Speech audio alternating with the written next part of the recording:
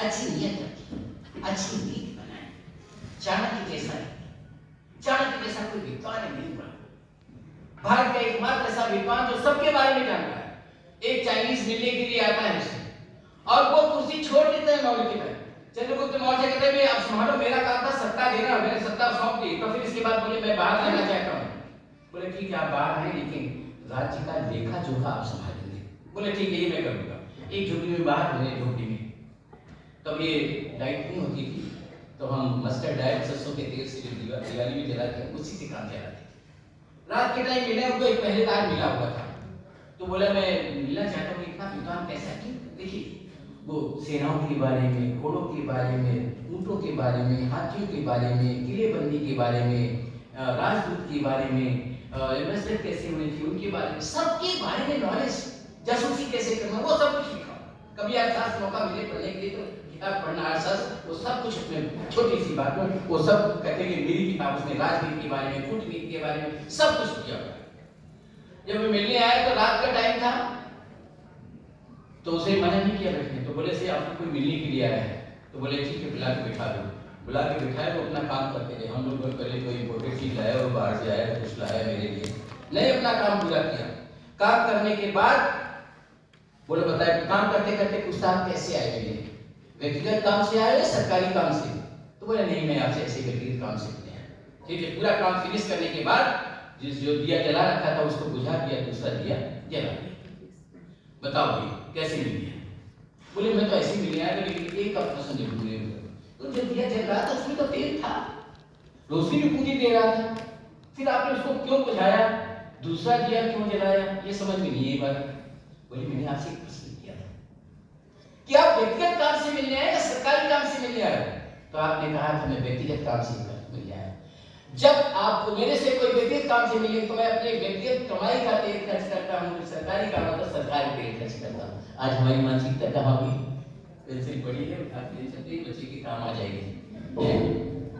चौक है, चाट का टुकड़ा डाल दिया, रबड़ डाली, ये छोटी छोटी बातें हैं, लेकिन बहुत बड़ी बात उसने कहा एक तरह में चाणक्य की तरह सोच बनानी होगी, अपनी नीयत अच्छी होनी होगी, नीयत अच्छी होगी तो नींद भी अच्छी होगी। नेक्स्ट जागरूकता, बहुत जरूरी है जागरूकता। आज हमारा युवा खासकर जागरूक है ही। एक चुटकुला याद आ गया इसमें। हम हिंदू मैथोलॉजी में ऐसा मानते हैं कि जो अच्छे काम करता है वो स्वर्ग में जाता है और जो बुरे काम करता है वो नरक में जाता है। तो एक आदमी की डेथ हो गई, तो यमदूत ले गए पौड़ी की, तो फिर बड़े परेशान हुए, फिर यमराज के पास गए, मैं क्या करूं इसका, इसने तो जितने अच्छे काम किए उतने बुरे काम किए हैं, इसको स्वर्ग में रखा जाए या नरक में रखा जाए? फिर यमराज के बोले सर ये समझ में नहीं आता, इसको क्या स्वर्ग में रखे या नरक में? बोले भाई अच्छे काम किए तो स्वर्ग में रख दो, बुरे काम किए तो नरक में रख दो। बोले नहीं इसका हिसाब किताब बराबर है। बोले फिर बोले अच्छा इससे पूछ लो स्वर्ग में रहना चाहे तो दिन बढ़िया था, उसका मूड बढ़िया था यमराज का। बोले स्वर्ग में रहना चाहे तो स्वर्ग में रख दो और नरक में जाना चाहे तो नरक में। लेकिन वो तो आदमी बहुत होशियार था, तो कुरुक्षेत्र क्या था, कुरुक्षेत्र के मैदान में था, तो उसने कहा पहले मेरे को दिखाओ कौन सा ठीक रहेगा। तो बोले ये तो कह रहे साहब दिखाओ, तो मैंने दिखा दिया।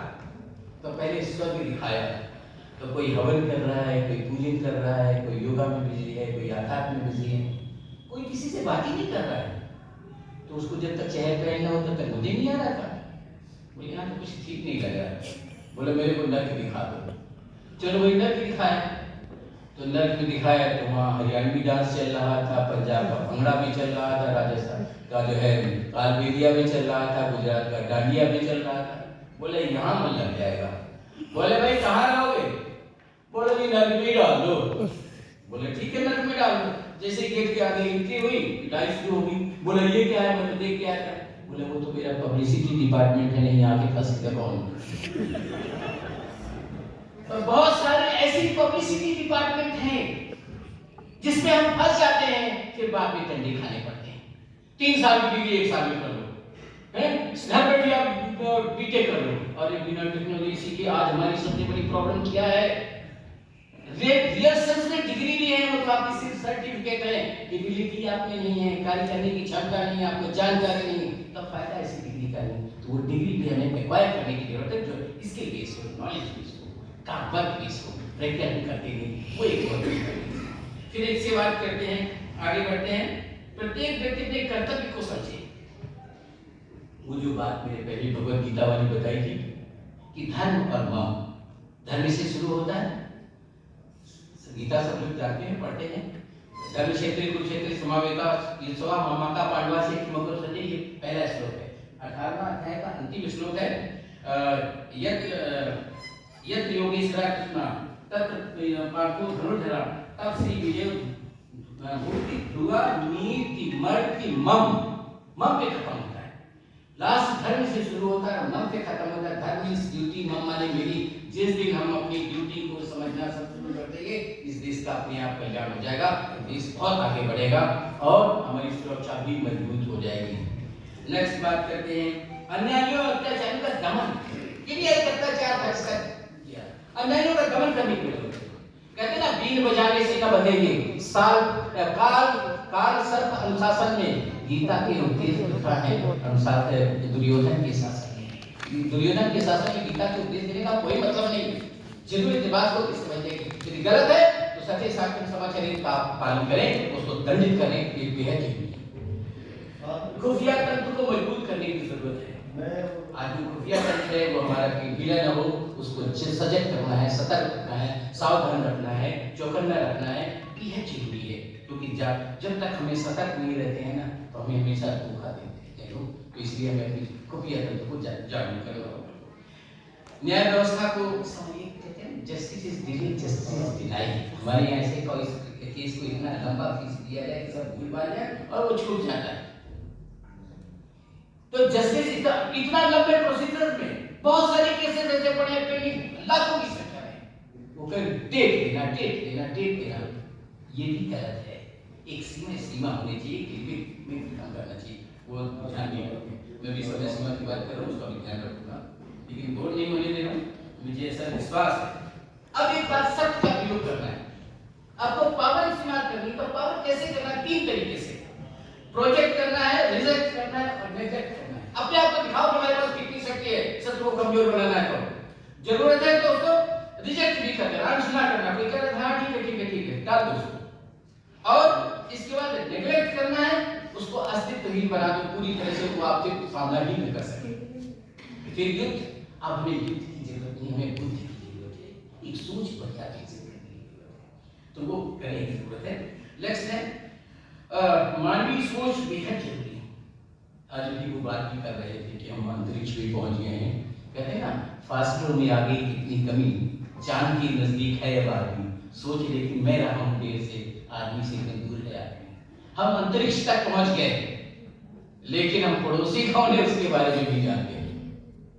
अब तो ये हालत है कि आदमी की पहचान भी कुत्तों से होने लगी। बोले उनके घर में जाके वो कुत्ते वाले कुत्ता दिख क्या जाना है, तो वैसे भी आदमी की पहचान खत्म हो रही। तो जरूरत है हम विकास तो करें, लेकिन मानवता का विशेष रूप से ध्यान रखें। अंतरिक्ष में तो पहुंच गए, लेकिन हमें ह्यूमैनिटी नहीं भूलनी चाहिए। नेक्स्ट, गांधी के 7 सिद्धांत, गांधी जी ने 7 सिद्धांत बताए थे। सोसाइटी के 7 सीट हैं, ये वो दूर कर लिए जाए तो सारी समस्याएं समाधान हो जाएगा, लेकिन वो है बहुत कठिन।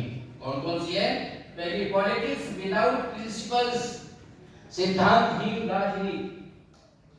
बस क्लास ऊपर की पढ़ाई नंबर में थोड़ा ध्यान रखते, 1 बजे तक टाइम 10% आपको हो रहे बस, लेकिन क्योंकि ये जरूरी है, नहीं तो बस खत्म कर देता हूं। 7 पॉइंट है, लास्ट हर एक की अपनी जिम्मेदारी है। हम खाली दूसरों पे न डालें, हम अपने आप करें। किसी का मिला, आज मैंने सूर्य से बस जरा सा यूं कहा, तेरे साम्राज्य में अंधेरा भला क्यों, तमतमा कर वो दहाड़ा, आकाश की आराधना के चक्र में मत पड़ो, तुम निकम्मों के लिए मैं कब तक लड़ूं, हो जाएगा अंधेरा दूर, कुछ तुम बढ़ो कुछ मैं बढ़ूं। जय हिंद, जय भारत।